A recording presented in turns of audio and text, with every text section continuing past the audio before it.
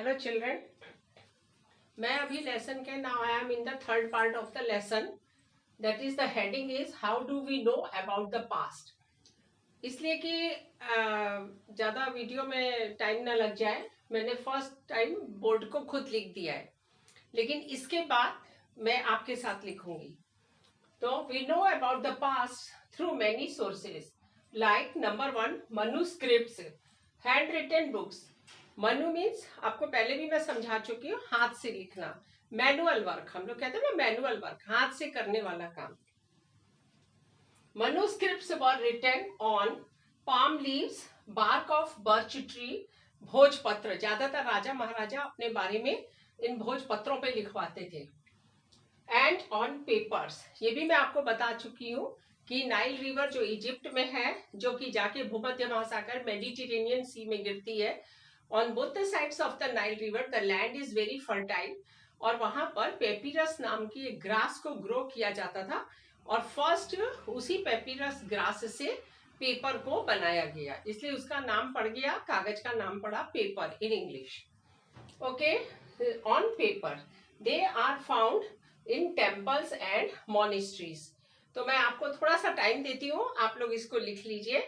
इसके बाद का जो पोर्शन है वो मेरे साथ आप लिखेंगे।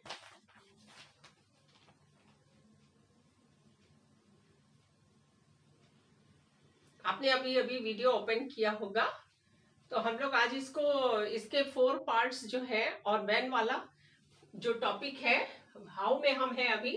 Now we are in the how. What हो गया, वेयर हो गया, हाउ में है, और व्हेन को भी आज ही इसी वीडियो में खत्म करना चाहती हूँ। ओके, आप इसको पॉज करके लिख लीजिएगा, मैं आगे बढ़ती हूँ।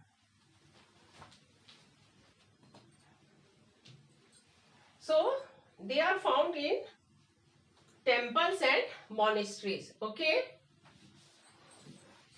let me rub the upper part of the board.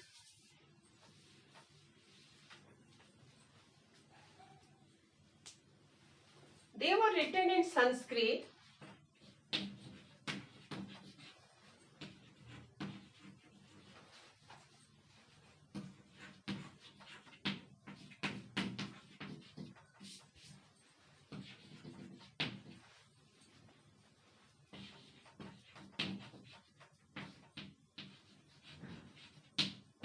Sanskrit की स्पेलिंग आती है प्राकृत,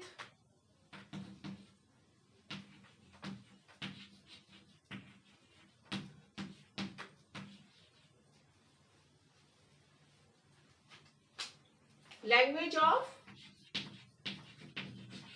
common people, language of common people, and Tamil.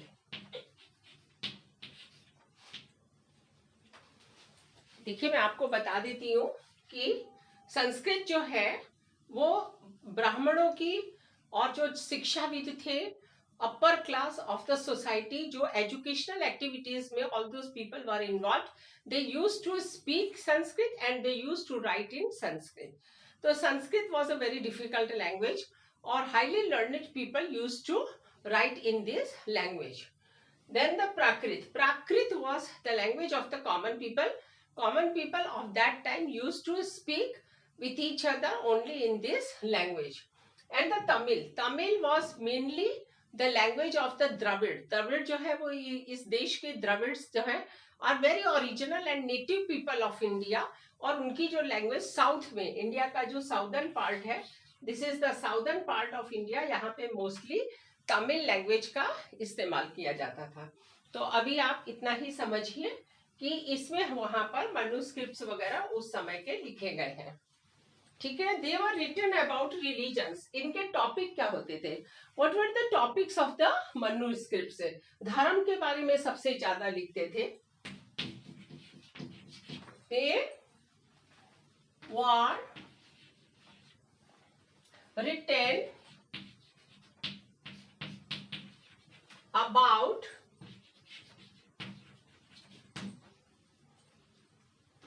religions,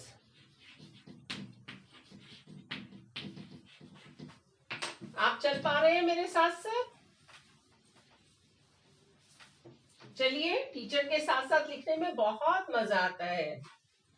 religions, lives of kings, lives of kings, राजा कैसा जीवन जीते थे वो लोग लिखवाते भी थे, राजा पैसा देके लिखवाते थे।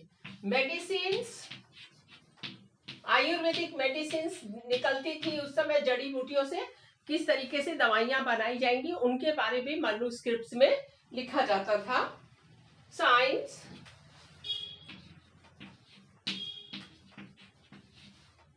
एपिक्स, एपिक्स जैसे महाभारत और रामायण, दो महाकाव्य हैं, हमारे देश के दो महाकाव्य हैं जिनको हमारे ऋषि मुनियों ने लिखा था, तो इनके बारे में भी मैन्युस्क्रिप्ट्स में लिखा जाता था। पोएम्स एंड प्लेस,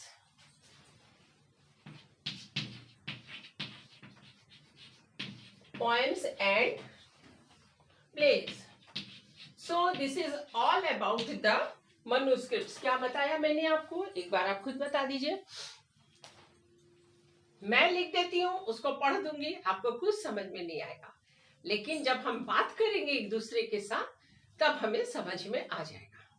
मैन्युस्क्रिप्ट्स हाथ से लिखी जाती थी, किताबें होती थी, किताब जैसा होता था, एक रिटन डॉक्यूमेंट होता था, लिटरेरी होता था, और इसको हम लोग एक दस्तावेज के रूप में, हिंदी में जिसको कहते हैं डॉक्यूमेंट, दस्तावेज के रूप में उसको सुरक्षित रखा जाता था। कहाँ पे रखा जाता था? मंदिरों में और मॉनेस्ट्रीज में। वो आज भी वहीं से उनको कलेक्ट करके हिस्टोरियंस उसको they try to decipher their language and they rejoin the history. ठीक है, तो इनकी जो कॉमन पीपल थे वो कॉमन लैंग्वेज बोलते थे जिसको प्राकृत कहते थे। सो this is a difficult and the new word for the class 6 students, Prakrit. Okay, and Tamil, India के साउदर्न पार्ट में तमिल जो है was a very original language and the native language of the south India, south Indian people. तो ये तीन languages, कौन सी तीन languages के बारे में मैंने बताया? प्राकृत, संस्कृत एंड द तमिल में ये मैन्युस्क्रिप्ट से लिखे गए। साउथ इंडिया में जितने भी टेम्पल्स हैं उनमें तमिल लैंग्वेज में है, और संस्कृत में कम है, और प्राकृत में भी इतना ज्यादा नहीं है। किसके बारे में लिखी जाती थी ये किताबें? ये जो लिखते थे, writings are made on the bark of birch trees, जिसको भोजपत्र कहते हैं। राजा ज्यादातर भोजपत्र पे लिखवाते थे। देन द पाम लीव्स, उसकी चौड़ी चौड़ी पत्तियों को प्रेस करके उसके ऊपर लिखा जाता, but they were all eaten up by the insects, तो ये ज्यादातर डिस्ट्रॉय हो गई है, बहुत मुश्किल से कुछ एक बची है। एंड इसके बारे में लिखा जाता था, जैसे रिलीजन के बारे में लिखा जाता था, राजाओं की history of the kings, their bravery, उन्होंने कौन कौन, देयर विक्ट्रीज, उनके their way of life, all about was written in the manuscripts.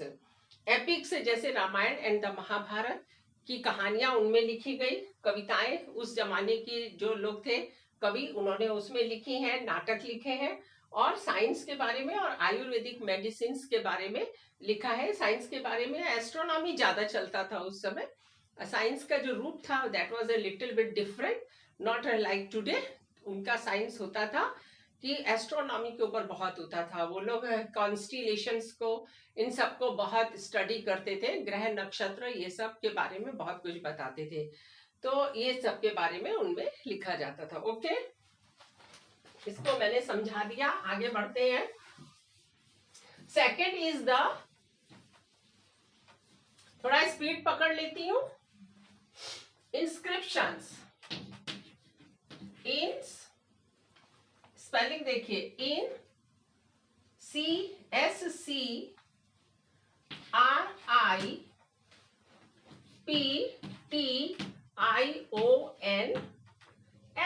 आपको इन सब से भी परिचित होना पड़ेगा। Very difficult words for class 6 students. Inscriptions, in script से आया है ये, inscriptions. Script means, what is the meaning of script? Script का मतलब होता है लिपि, हिंदी में जिसको कहते हैं लिखने का तरीका। लिखने का तरीका, हम जिस तरीके से लिखते हैं, like the Hindi is written in the Devanagari script but language is Hindi, ठीक है। Marathi is also written, Nepali is also written in Devanagari लिपि, स्क्रिप्ट इज देवनागरी, लैंग्वेज क्या है, हिंदी है। There is a difference in language and script. What is the meaning of script? Means the way of writing. Inscriptions word उसी से बना है। इन इसकी spelling देखिए, INSC, इसको मत भूलिए, एस बच्चे भूल जाएंगे, SCRIPTION। तो आप इसको इन स्क्रिप्ट यहां से देख लीजिए, इतना स्क्रिप्ट का पोर्शन आ रहा है और आगे इसका मतलब है खुदाई करना। मैं हिंदी में लिख देती हूँ जरा सा, मेरे बहुत जो स्टूडेंट्स हैं हिंदी स्पीकिंग है। खुदाई करना, करके लिखना, याद रहेगा ना, याद रहेगा, ओके। देवर इनग्रेव्ड, इनग्रेव्ड मीन्स खुदाई करके लिखा जाता था। दे, स्टार्ट हो जाइए मेरे साथ, देवर, मेरे साथ स्टार्ट हो जाइए। They were engraved on stones, metals, hard surface पर, metals, rocks and pillars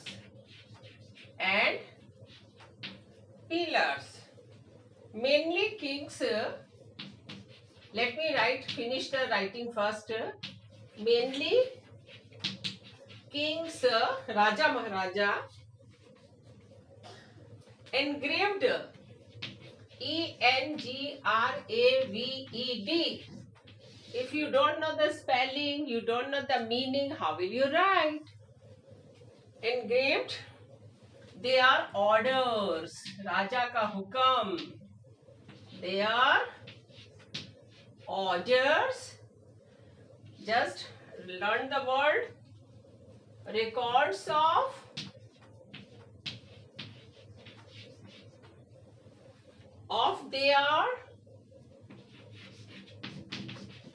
their victories. कहाँ कहाँ जीता, किस किस देश के ऊपर जीत हासिल की। Of their victories, spelling is difficult. Victory से बन गया victories. Okay. In battle, battle मतलब लड़ाई का मैदान। On the pillars,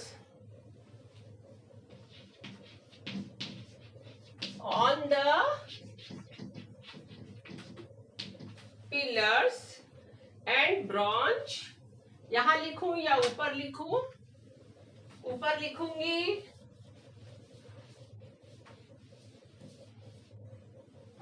and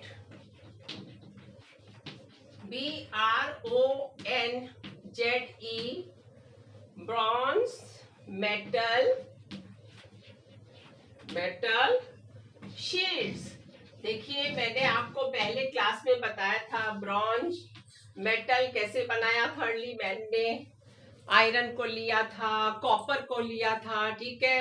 copper का जब उसने आविष्कार, when he discovered copper, then copper was a very soft metal, he could not make the weapons and the tools with the copper, so he mixed zinc and then the iron and then the lead, ये सारी चीजें zinc, lead, iron और copper mix करके उसने ये bronze बनाया था। The metals the tools and the weapons made with this alloy of metal were very hard and strong, तो उसने इसको बनाया था। तो इसी के ऊपर वो लोग राजा महाराजा भी यूज करते थे।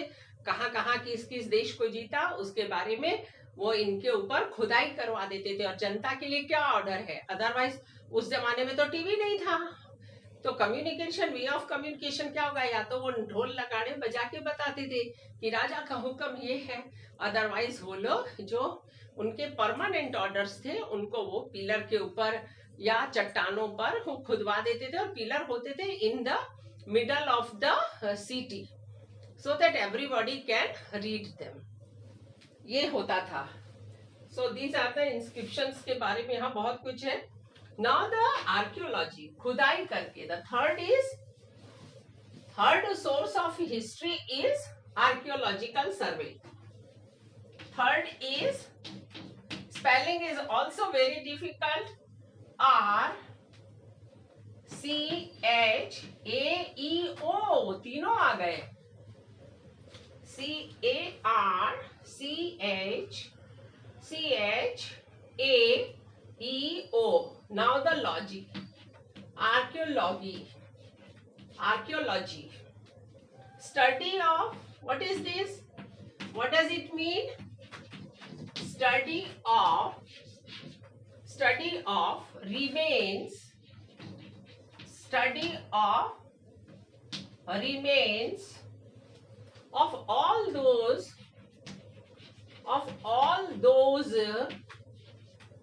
things, उन चीजों के टूटे हुए भाग, बचे हुए, which were found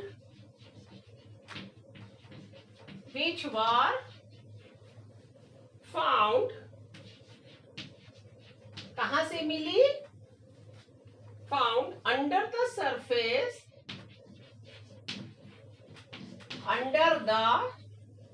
which were found under the surface of earth, under the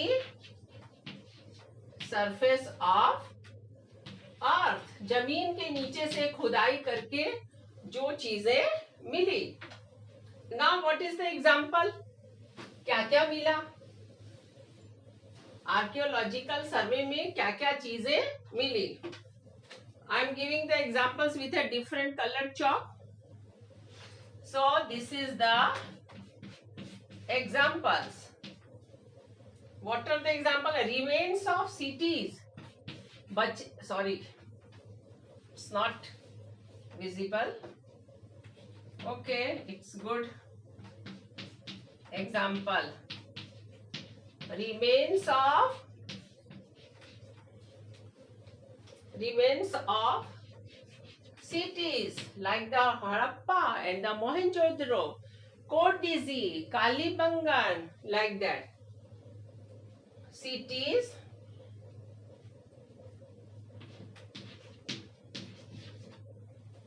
buildings,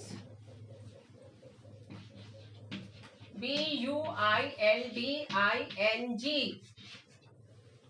buildings, idols, मूर्तियां, idols means, मैं लिख देती हूँ, मूर्ति या,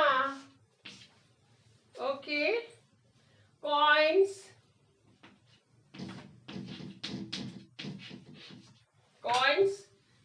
ऊपर जाऊंगी, आप अपनी स्पीड बढ़ाइए। कॉइन्स, सील, राजा की मुहर, सील मीन्स मुहर, राजा के मुहर। पॉट्स, सब हड़प्पा मोहनजोदड़ो से निकले हैं। बहुत सारी आपको फोटोज मिलते रहेंगे, आप देखते रहिए, किताबों में है। वीपन्स, गूगल में भी देख लीजिए। वीपन्स, टूल्स, इन सब के टूटे हुए टुकड़े हैं सब। बोन्स, इंसानों की, जानवरों की बोन्स भी मिली हैं। स्कल्पचर्स, बहुत कठिन है, भूल जाएंगे तो कोई फर्क नहीं पड़ता।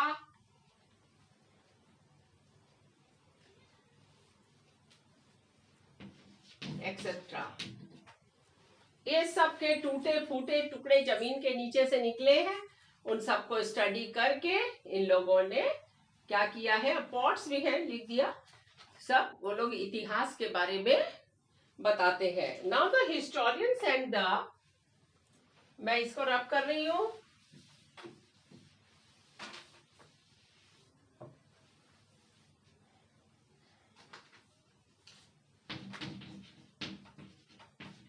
This is a very important line.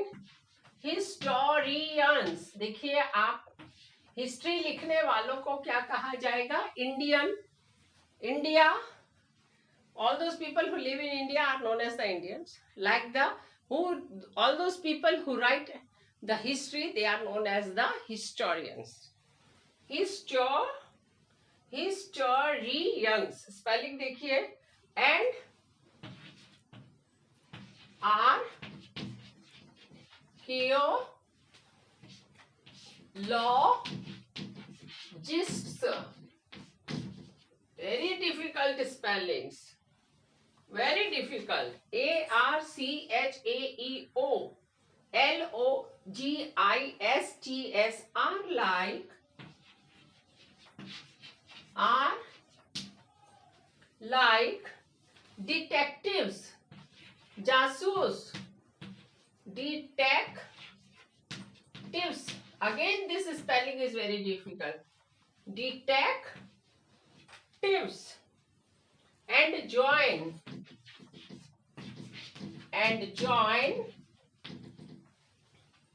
the clues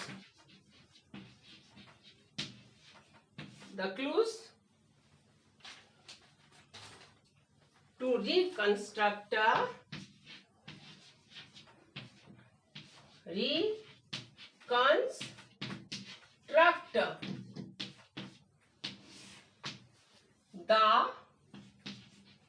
history. आप बोलेंगे कि रिकंस्ट्रक्ट क्यों बोल रहे हैं? हिस्ट्री तो जो होना था हो गई। इतिहास में तो पास्ट में जो whatever was supposed to be happen, that all happened, but we were not the witness. हम उसको देखे नहीं।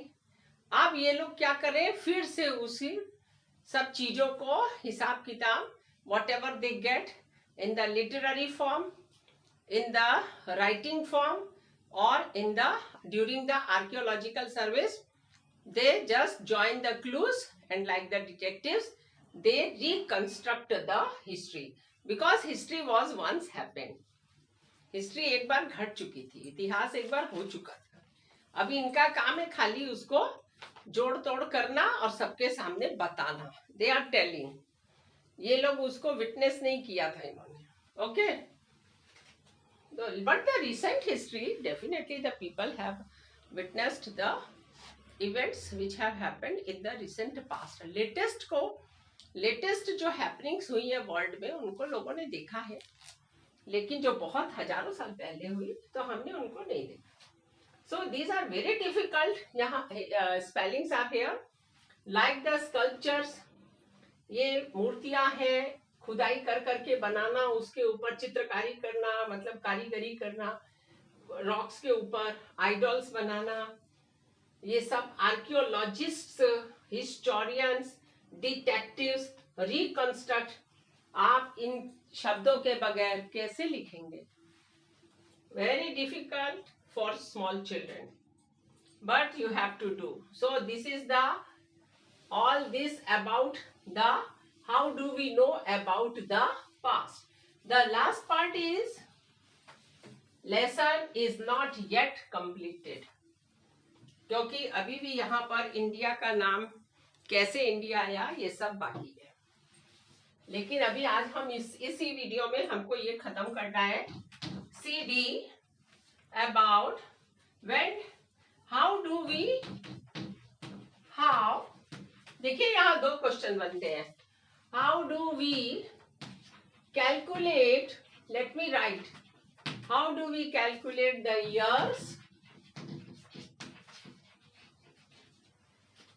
years of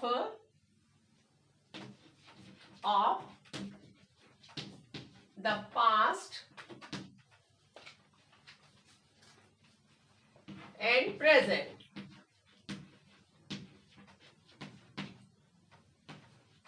इसी पे दूसरा क्वेश्चन बन जाता है, when did the events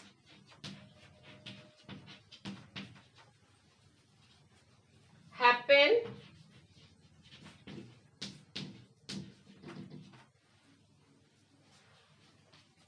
in the past. आप इसको कैसे, how do we calculate the events? एक मिनट, इसको मैं जरा सही कर देती हूँ. और this is or. How do we calculate, how do मेरे को इजी करने दीजिए इसको.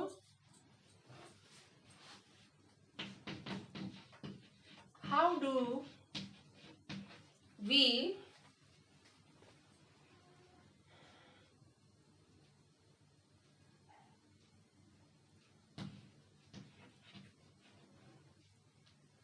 calculate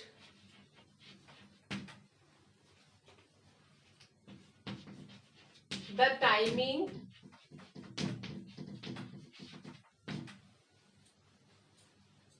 of events happened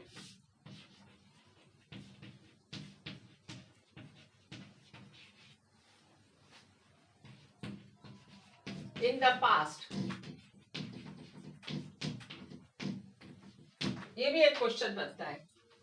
देखिए इसका आंसर आप अगर एकदम हमेशा के लिए फॉर लाइफ लॉन्ग अगर समझ लेना चाहते हैं तो थोड़ा सा बड़ा हो जाता है. आप उसके लिए चिंता मत करिए, बस लिखते जाइए. टाइमिंग ऑफ इवेंट्स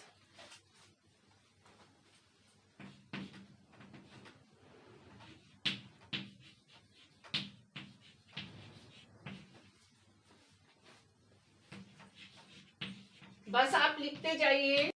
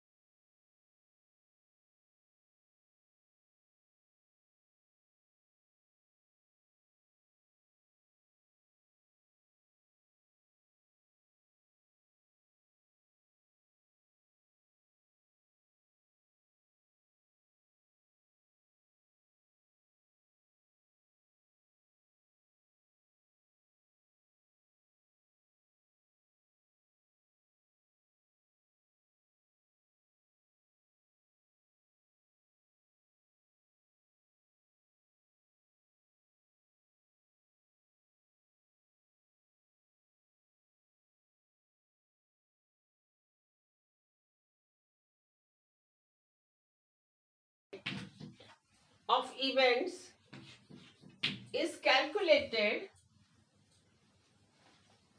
टाइमिंग लिख देते हैं. Timing of events is calculated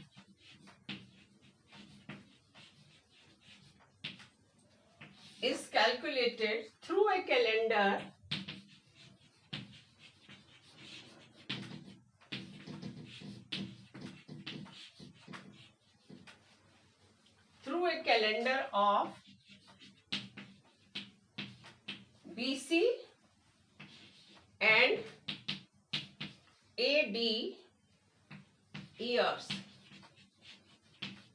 okay, मैं सब कुछ मिटा रही हूं. I need the space on the board. Jesus Christ was born without any help. I think you can understand it. ये थोड़ा लेंदी लगेगा लेकिन आपको अच्छे से समझ में आएगा. About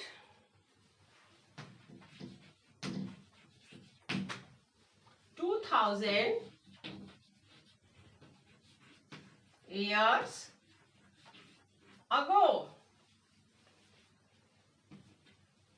Okay, he is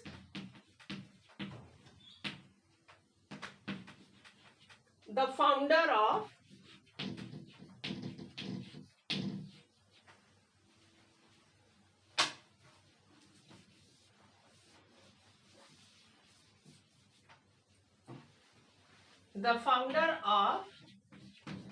Christianity.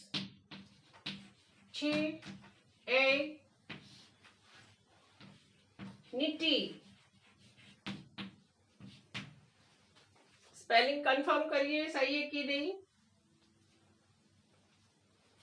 So that particular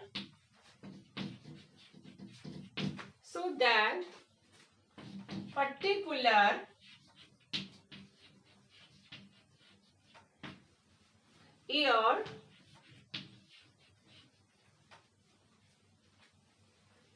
when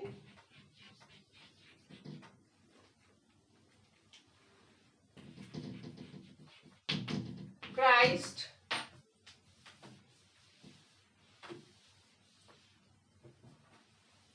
was born is considered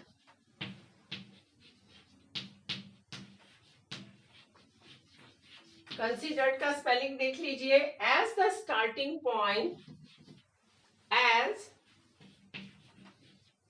the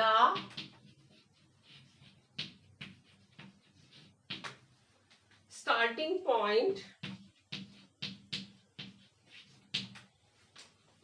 for counting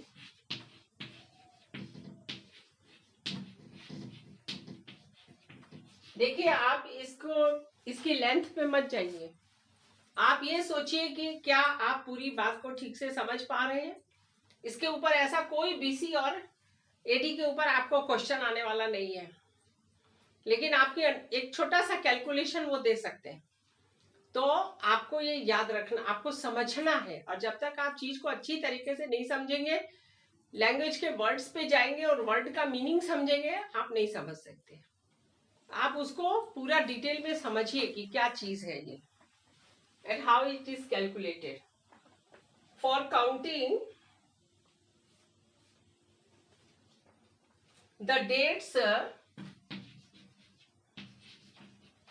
ये आपको लिखने के लिए नहीं है. No question would be asked like this कि एसी और एडी और बीसी का कैसे हुआ, क्या हुआ, इसके पूरा बताइए. नहीं, वो थोड़ा कुछ एक दो लाइन का क्वेश्चन करेंगे, लेकिन उससे उनको पता चलेगा कि आपका इसके बारे में थॉरो नॉलेज है या नहीं है, या आप रट्टा मार के आके कहीं से रट के बैठे हैं. फ्यूचर में भी काम आएगा, इसलिए जानना बहुत जरूरी है. Counting the dates of events,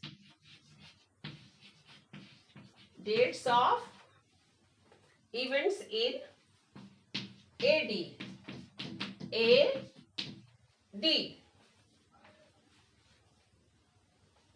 as the starting point for counting the dates of events in AD that happened, comma लगाइए, फुल स्टॉप नहीं है.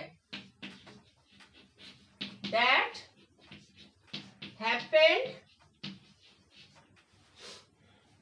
after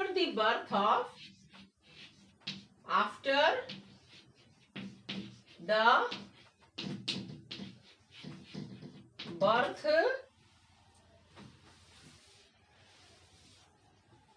of Christ. उन सबको हम लोग एडी में लेंगे. ठीक है ना. Here is a full stop. AD means anno meaning in the year of, इसका मतलब है in the year of lord Christ, अर्थात क्राइस्ट के जन्म लेने के बाद से जो घटनाएं घटी. Okay. BC means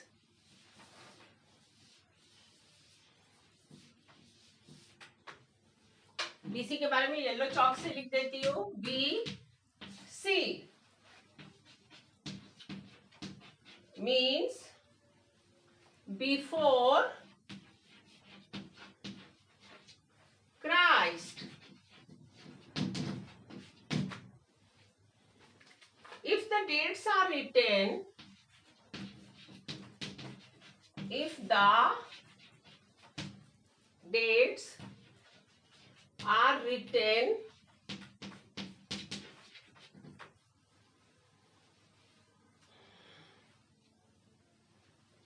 in BC, it means, comma लगाइए, comma,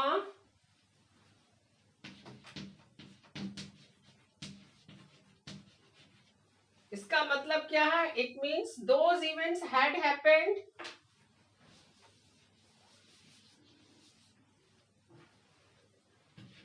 those events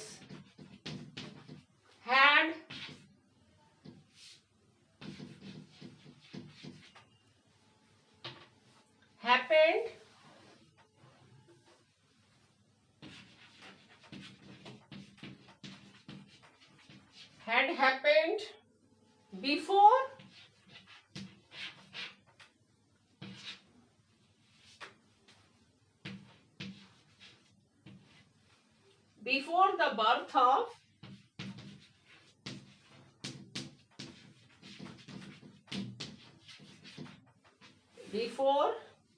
the birth of Christ.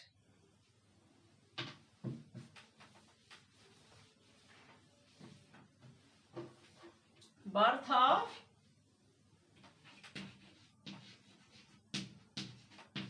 Christ. And then you have to add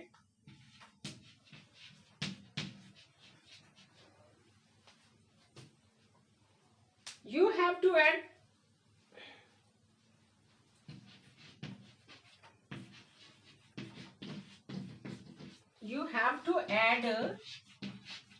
2000 years to that year, to that given year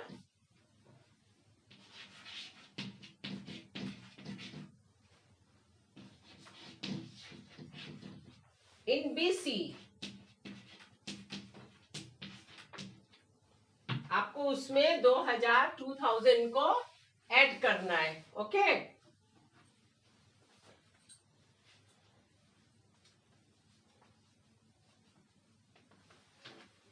to that given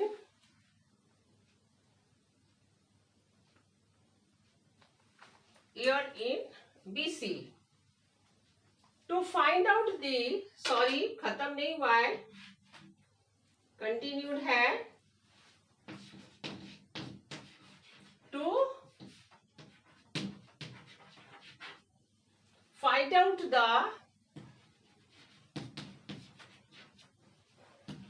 the exact number of years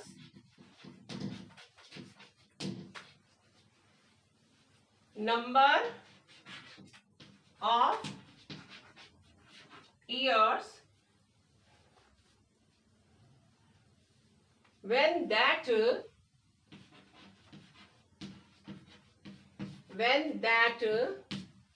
particular event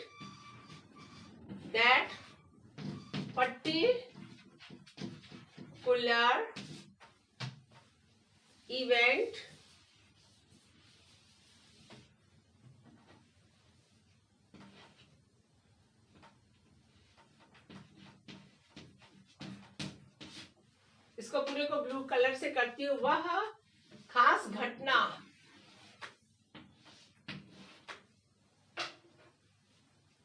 that particular event had happened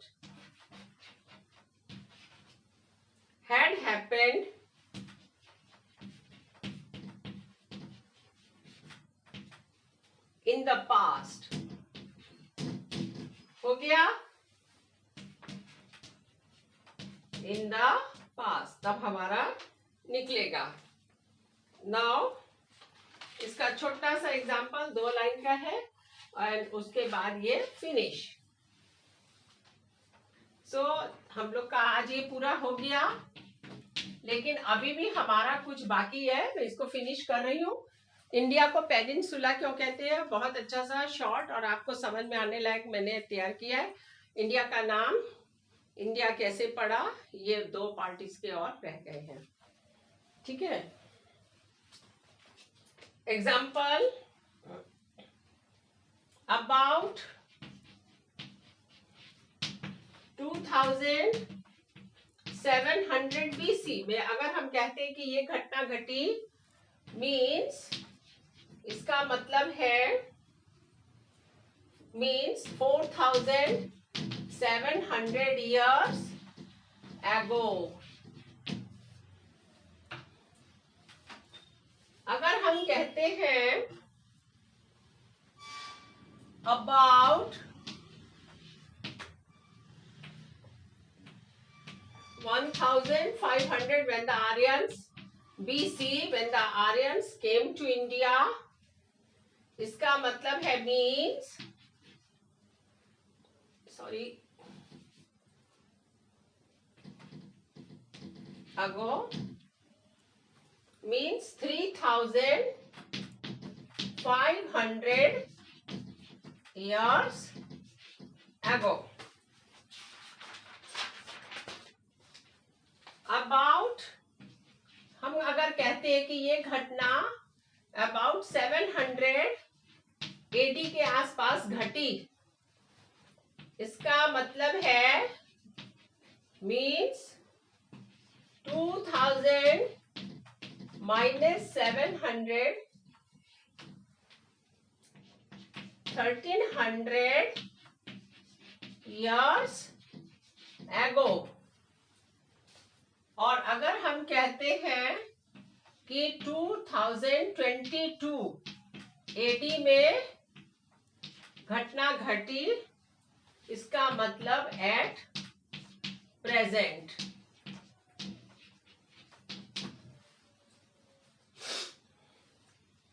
okay, सो ये अभी finish हो गया। जितना मैंने सोचा था कि आप लोग को करा देती हूँ, वीडियो बहुत लंबा हुआ होगा, कोई उपाय नहीं है। आपके चारों पार्ट का जितना भी कठिन किताब की लैंग्वेज है, सबको इजी किया। इजी करते समय लेंदी हो जाता है, उससे आप मत डरिए। आप अब इसको ये सोचिए कि आपको क्या ये याद करने के लिए किसी की जरूरत है? बिल्कुल जरूरत नहीं। क्लास 6 का बच्चा वीडियो खोलेगा, देखेगा, खुद लिखता जाएगा और एक रफ कॉपी में या अच्छे रजिस्टर में भी अपने नोट्स तैयार कर लेगा। अब उसको लेसन के बारे में बहुत सारी नॉलेज हो चुकी है। अभी भी 2 पार्ट बाकी है, दोनों पार्ट का एक साथ लेके एक वीडियो बना दूंगी। क्वेश्चन आंसर को मैं टच नहीं करूंगी, ये मैं पहले ही बता रही हूँ। वो आप लोग के पास बहुत कुछ होता है, आप लोग वहां से कर लीजिए। और आपको, मुझे उम्मीद है कि बहुत अच्छे से समझ में आया होगा। कुछ बोलना आप लोग कमेंट्स बॉक्स में जरूर कुछ बताइए, सजेशंस दीजिए। Okay, thank you, good night.